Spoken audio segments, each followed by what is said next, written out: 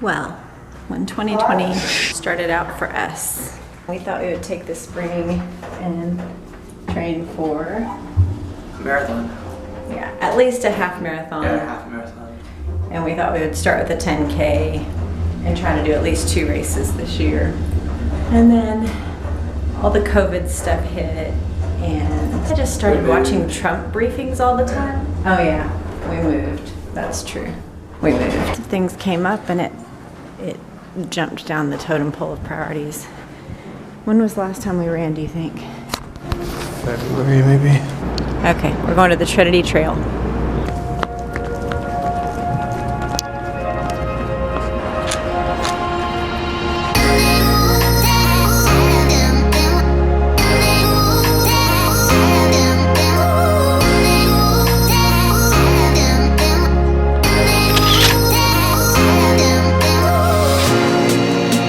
I love old men in cowboy hats.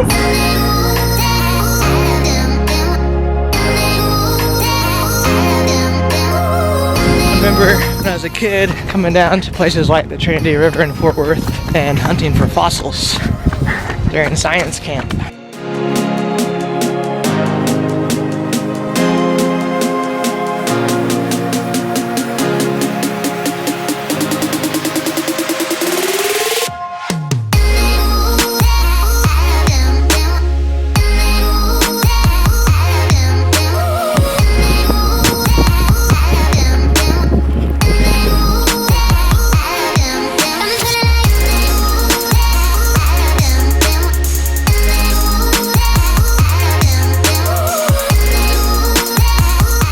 Impressed that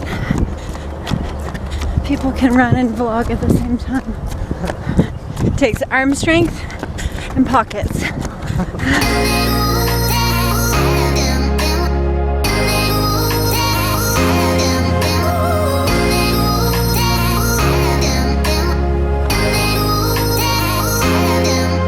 Yeah, we made it almost a mile. We like walking and hiking. Running takes, I have to force myself. There's a kickboxing station apparently. I don't think I could lift my leg that high without serious injury.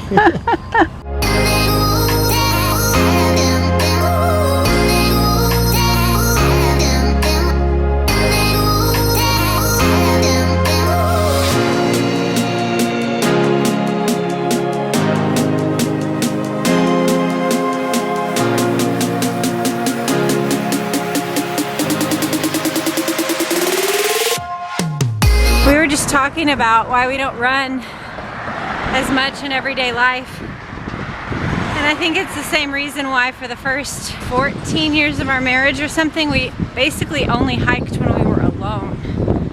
We rarely took the kids. A few times we took them by the Black Sea. Yeah, and yeah, hours here, maybe. But anything really hard we would always do by ourselves until we did the Wonderland Trail. And for me, running feels like that, where right now, because we're on this little getaway, I have enough mental space and free time. I don't have to think about what to do with Gus or who's gonna stay back. We just can get up and run. And I think the more that you have to put onto your plate, the less extra things you can cram in. It's just impossible to do it all. And anyone who tells us that we can do it all is leaving out part of the story.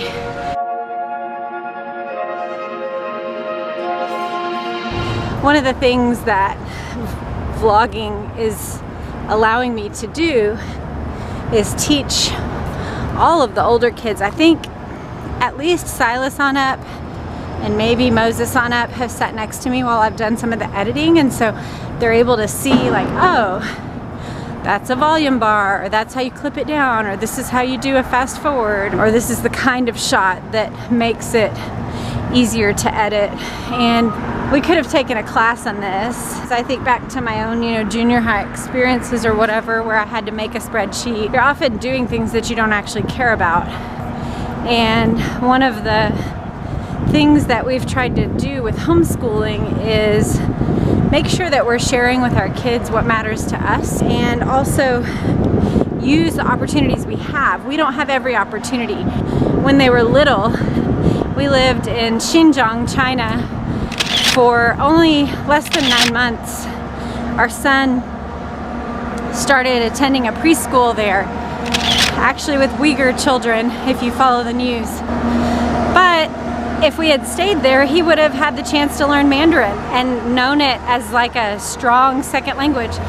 But we didn't stay there. So you take the opportunities that you have, and you don't have all the opportunities, and no one does. Every kind of school has gaps, has things that just aren't done as well as you want to.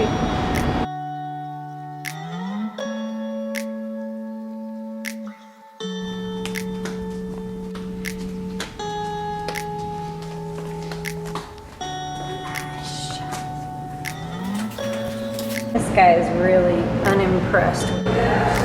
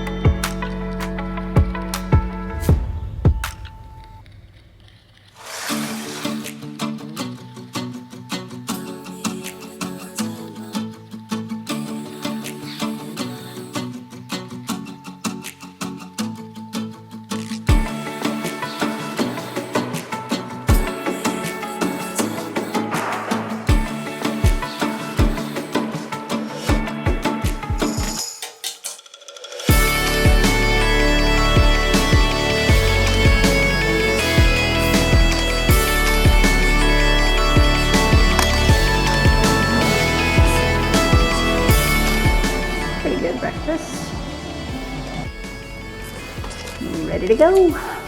It's been such a cool place to be.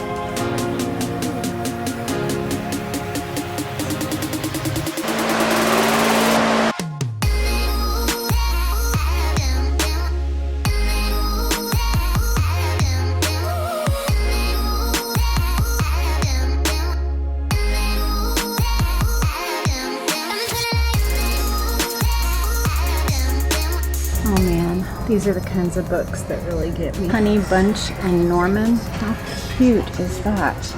Look at this special book. In 1961, 3 Little Pigs.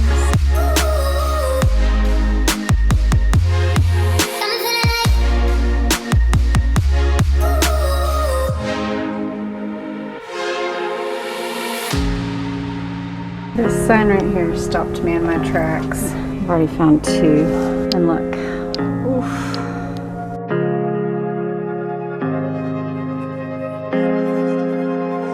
This kind of book is just perfect for homeschooling. It's a book of talking about things, which is just brilliant. Published in 1947, but each one has a series of questions that you can. Do you have picnics? What fun do you have at your picnics? Have you ever seen a parade? Have you been in one? Tell a story about these pictures and what happened. This is great because this is the kind of book that you can sit down with, say, a 4-year-old that's not quite reading, and have them develop their language and thinking, and you can like share with them what matters to you. So I think I'm done, but I have quite a nice stack of books. Let's look. All of these are $2 each, so that's 1, 2, 3, 4, 5, 6, 7, 8, 9, 10, I think. 9. So that's $18 for these wonderful books. I'm excited. We're going to our favorite sandwich shop in Fort Worth that I used to come to with my parents. It's one of the only restaurants that I know of in Fort Worth, but it's a favorite. And it's just a sandwich shop called The Great Outdoors.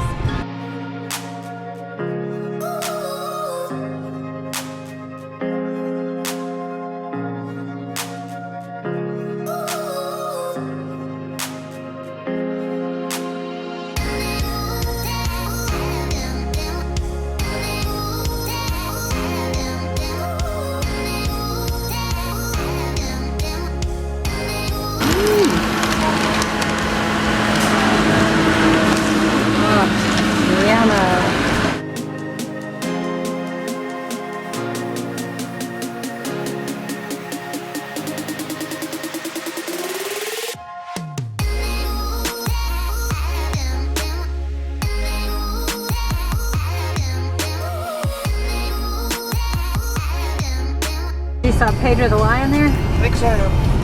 The cool theater.